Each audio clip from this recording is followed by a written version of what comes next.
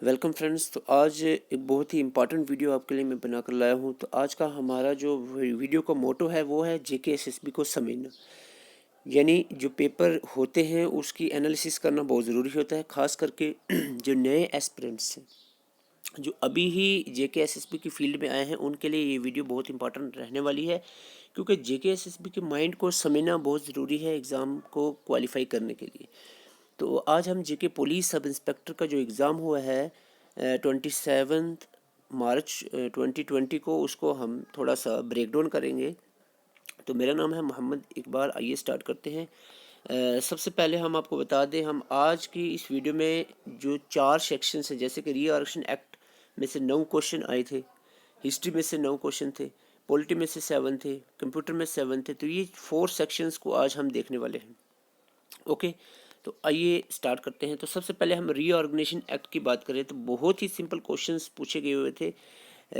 9 questions थे इस topic से।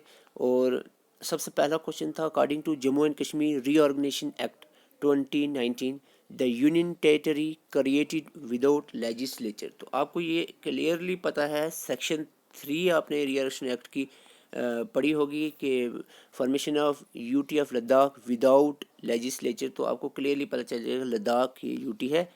आपको एक ही वीडियो में आपको मैंने 9 के 9 क्वेश्चंस कवर हो रहे हैं, मैं अभी आपको थोड़ी देर में बताऊंगा। उसके बाद बात करें रीएक्शन एक्ट 2019 जो है, उसको एसेंट जो है प्रेसिडेंट का साइन कौन सी डेट को मिला था, तो 9 अगस्त को। तीनों डेट मैंने आपको बता दी थी। 5 अगस्त को राज्यसभा में ये इंट्रोड्यूस हुआ, 6 अगस्त को लोकसभा में इंट्रोड्यूस हुआ और 9 अगस्त को प्रेसिडेंट के साइन हो गए थे। ठीक है। इसके बाद बात करें next question, Jammu Kashmir reorganisation act के तहत वुमेन्स को जो हाउ मेनी वुमेन, कितनी women representative can be nominated by to the legislative assembly. तो लेजिस्लेटिव असेंबली में कितनी वुमेन्स, तो सिंपल है 2 वुमेन्स को रिप्रेजेंट किया जाता है जाएगा, इस एक्ट में कहा गया है। तो ये भी आपको मेंशन किया हुआ मिलेगा। उसके बाद बात करें, देखो ये क्वेश्चन का आर्टिकल यहाँ पर ही मेंशन कर दिया गया था। अगर आप देखो 239 आर्टिकल में, रिएक्शन इंडिया के आर्टिकल 239 में जो मेंशन है कि रिएक्शन एक्ट के तहत हम देखें यूटी जो जम्मू कश्मीर की है वो किसके कंट्रोल में रहेगी। तो लेफ्टिनेंट गवर्नर ही आप वैसे भी क्वेश्चन अटैम्प्ट कर सकते थे, कोई इसमें बड़ी बात नहीं थी। अगर हम बात करें रिएक्शन एक्ट कौन से आर्टिकल के तहत एडमिनिस्ट्रेशन इस यूटी की चलती है, तो अभी बता भी चुका हूँ पिछले क्वेश्चन में। तो ये आर्टिकल 239A के तहत चलती है। ओके, इसके बाद बात करें, नेक्स्ट क्वेश्चन है 239, सॉरी ये रिपीट हो गया। ओके, इसके बाद बात करें सेंट्रल लॉज, तो एप्लीकेबल 106 सेंट्रल लॉ जो एप्लीकेबल हैं और रिएक्शन एक्ट के बाद। तो ये कौन से शेड्यूल में मेंशन है, तो आपको क्लियरली मैंने बताया कि 5 शेड्यूल्स हैं, तो ये 5th शेड्यूल में मेंशन है। तो इसका आंसर है 5th शेड्यूल में मेंशन है। ओके, इसके बाद बात करें कि रीआरक्षण एक्ट के बाद जम्मू एंड कश्मीर स्टेट को 2 यूटीज़ में डिवाइड किया गया, JNK एंड लद्दाख। तो लद्दाख में जो थी, आपको पता होना चाहिए कि करगिल और लेह 2 ही डिस्ट्रिक्ट्स हैं। वो सिंपल क्वेश्चन था। ओके, तो और एक सिंपल क्वेश्चन है, रिजर्वेशन एक्ट में 103 सेक्शंस और 5 शेड्यूल्स हैं। बहुत ही सिंपल क्वेश्चन यहाँ पर ये पूछा गया है। और रिजर्वेशन एक्ट के तहत लेजिस्लेटिव असेंबली की सीट्स आपको पूछा गया है। तो 107 सीट कही गई है, और जिनमें से अगर पूछा जाए कि वैकेंट कितने पीओके के लिए, तो 24 पीओके के लिए वैकेंट है। तो आप कंफ्यूज नहीं होना, आपको मैंने 114 भी एक जगह कहा है, वो मैंने कहा था डीलेमिनेशन के बाद। तो यहाँ पर डीलेमिनेशन का जिक्र नहीं है, तो 107 ही इसका आंसर रहता है। ओके, तो 107 इसका आंसर रहता है। तो ये क्वेश्चन थे, इसके मैं 1 मिनट अभी मैं PDF लाता हूँ, वही जो आपको मैंने प्रोवाइड की है, उस पर आपको ये सारे क्वेश्चंस बता दूंगा। सिर्फ 2 मिनट का काम था। तो ये रही वो PDF आपके सामने। तो आइए अब आपको बता दूं, सबसे पहला पेज है, तो इस पे आपको यहाँ पर क्वेश्चन देखने को मिलेगा कि it came into force, sorry it receive the president assent और 9 अगस्त। तो ये क्वेश्चन आपको यहाँ से पूछा गया है। ठीक है, सिंपली। उसके बाद नेक्स्ट पेज पे चलते हैं। तो यहाँ से आपको इस पेज से क्वेश्चन 2 पूछे गए हैं। इसी सिंगल पेज से 2 क्वेश्चन हैं। आपको सिंपली बता दूं, आर्टिकल 239 का पूछा गया था, जो पुडुचेरी मॉडल की तरह अप्लाई होती है यूटी पे। तो ये क्वेश्चन पूछा गया था। इसके बाद हम बात करें, नेक्स्ट क्वेश्चन ये पूछा गया था, LG can nominate 2 womens to legislative assembly. ठीक है, तो ये क्वेश्चन पूछा गया था। ओके, उसके बाद अगर हम बात करें यहाँ पर है seats have been increase from 107 to 114। ये मैंने बताया था साथ में डीलिमिनेशन के बाद, ठीक है। अगर आप कहोगे नहीं 114 तो 114 ऑप्शन में नहीं था, ठीक है, तो इसका मतलब सीधा ही 107 आपको पता ही चल जाता है, 107, ठीक है। इसके बाद बात करें नेक्स्ट क्वेश्चन जो था वो ये सिंपली आपको मैंने बताया था 103 सेक्शंस और 5 शेड्यूल्स हैं, ये 2 पूछे गए थे आपको, ये भी पता है। इसके बाद नेक्स्ट यहाँ पर आपको पूछा गया है कौन सी यूटी है विदाउट लेजिस्लेचर, तो मैंने चिल्ला कर आपको बताया जनाब कि सेक्शन 3 जो है ये डील करती है Ladakh as UT without legislature, okay. तो ये भी आपको क्वेश्चन यहाँ से क्लियर हो जाता है। सो ये क्वेश्चंस पूरे यहाँ से आपको देखने को मिल सकते हैं एक सिंपल सी पीडीएफ के साथ। तो ये बताने का मकसद मैन नहीं है, मैन मकसद ये था कि आपको एनालाइज करना है कि पेपर किस तरह का पूछा जाता है। देखो अगर हम बात करें अब कंप्यूटर सेक्शन की, तो कंप्यूटर में कुछ जनरल क्वेश्चन थे, तो लोग सोच रहे थे इसको बहुत टफ क्वेश्चंस पूछे गए हैं, ठीक है टफ थे कुछ क्वेश्चन, डायरेक्टली क्वेश्चंस यहाँ पर नहीं देखने को मिले जैसे कि वीडियोस में या आप बुक्स में देखते हो, थोड़े हटकर थे क्वेश्चंस। ऐसा नहीं है आप पढ़ना छोड़ दो भाई, बुक्स या वीडियोस से आते नहीं है क्वेश्चंस, देखो वहाँ से आपको ऑप्शंस क्लियर हो जाते हैं। सपोज ये क्वेश्चन है, अगर डायरेक्ट क्वेश्चन आपको नहीं देखने को मिला है तो आपको राइटिंग टेबलेट पता होगा, कीबोर्ड पता है, NIC कंट्रोलर अगर आपको नहीं सुना है तो समझ लो ये नहीं है कहीं पर। तो और दूसरी बात आप देख सकते हो प्रिंटेड सर्किट की बात चल रही है जो इंस्टॉल होता है कंप्यूटर के अंदर, तो सिंपल सी बात है प्रिंटेड सर्किट इंस्टॉल होता है कंप्यूटर में, कीबोर्ड और राइटिंग टैबलेट हो ही नहीं सकता। तो एक्सपेंशन बोर्ड कहीं ना कहीं आपको ये आंसर यहाँ पर मिल जाएगा। तो पढ़ने से क्या होता है आपकी नॉलेज बढ़ती है और ऑप्शंस को आप समझने की कोशिश करते हो।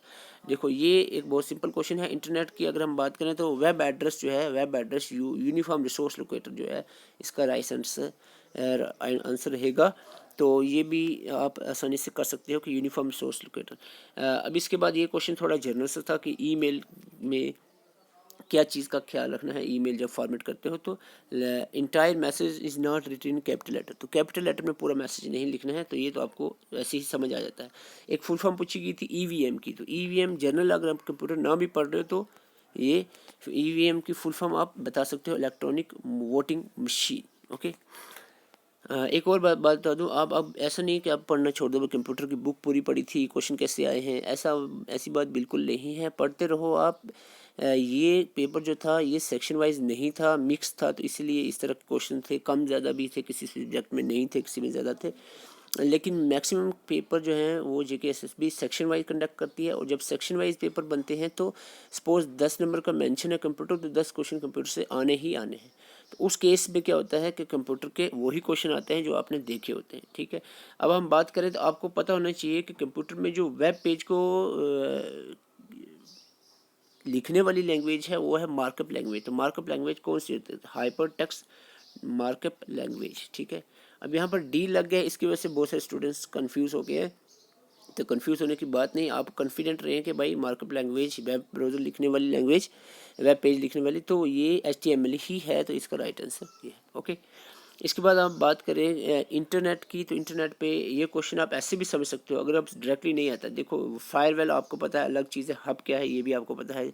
अब इसको ब्रिज यहाँ पर कंसर्न नहीं बन रहा है, तो इंटरनेट जो परफॉर्म करता है ट्रैफिक कंडक्टिंग, तो रूटर इसका आंसर आप निकाल सकते हो, ठीक है, अगर आप इंटरनेट पड़ा हुआ है। तो ऐसा नहीं है कि हर बार इसी तरह के जनरल्स या थोड़े से कॉम्प्लिकेट क्वेश्चंस आए, डायरेक्ट क्वेश्चन भी आते हैं, बहुत सारे पिछले एग्जामों में डायरेक्ट क्वेश्चन आए हैं। तो इसीलिए आप ऐसा ना सोचें कि बुक पूरी पढ़ने से भी कुछ नहीं हुआ, तो ऐसा बिल्कुल नहीं है।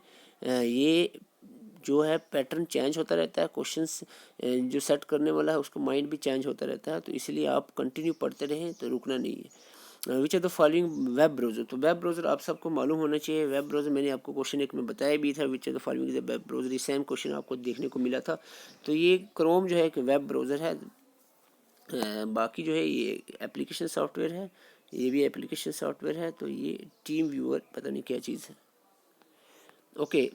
तो ये थे कंप्यूटर की। अगर हम बात करें हिस्ट्री के, तो फिर से ये जो 3 पोर्शन में लेकर आया हूँ, यही जो 3 पोर्शन थे इसमें डिफरेंट तरह के क्वेश्चंस इसमें पूछे गए थे, अलग अंदाज से क्वेश्चन इस पर पूछे गए थे। जो जनरली हिस्ट्री पॉलिटी जियोग्राफी में क्वेश्चंस आते हैं वैसे नहीं देखने को मिले थे इस बार। तो ऐसा कभी कभी हो जाता है, तो इसमें कोई टेंशन की बात नहीं है।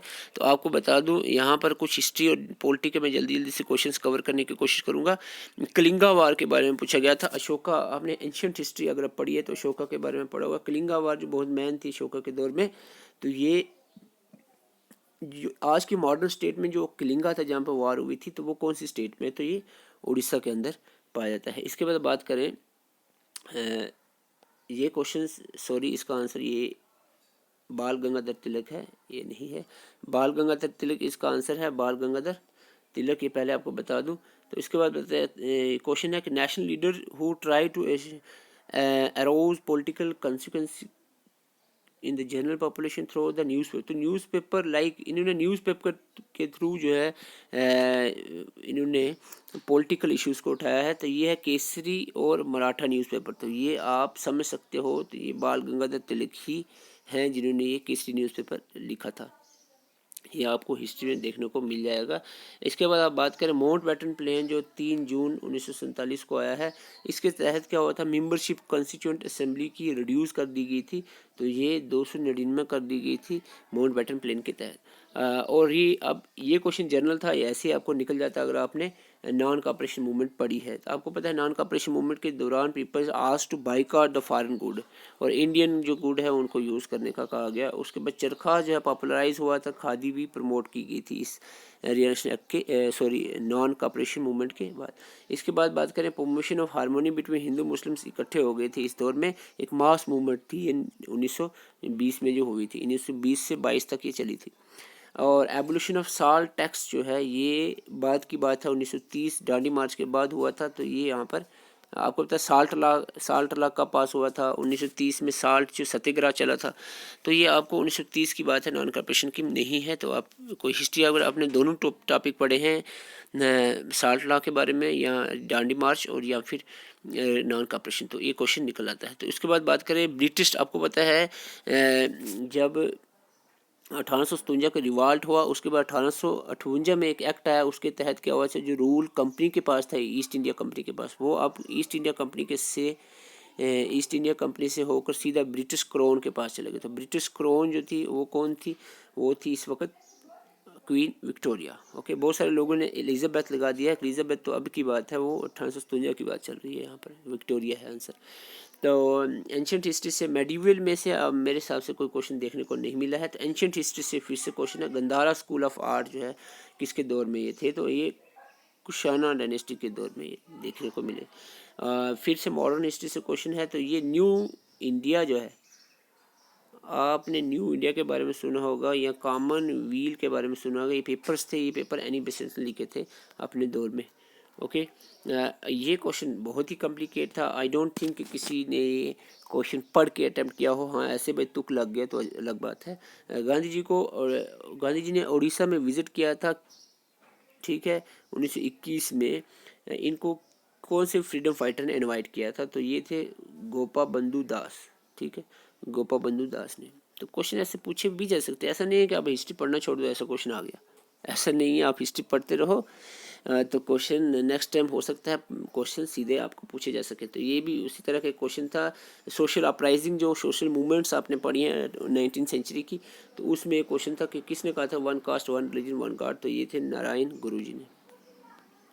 तो एक रिक्वेस्ट है आपसे कि अगर आपको मेरी वीडियोस अच्छी लगती हैं तो आप चैनल को ज़रूर सब्सक्राइब करके जाएं और वीडियो को लाइक करें। ओके, चैनल को सब्सक्राइब करें, वीडियो को लाइक करें। तो ये हमारा चैनल है जेके एसएसबी स्टडी फास्ट। जितने भी अपकमिंग एग्ज़ाम है उनकी हम प्रिपरेशन आपको फ्री ऑफ कास्ट करवा रहे हैं, और क्वालिटी कंटेंट के में हम बिलीव रखते हैं। आप हमारा कंटेंट प्लेलिस्ट में जाकर देख सकते हो, किसी भी सब्जेक्ट का आप देखना चाहो तो ये आपको प्लेलिस्ट में मिल सकता है। Thank you for watching, please subscribe the channel.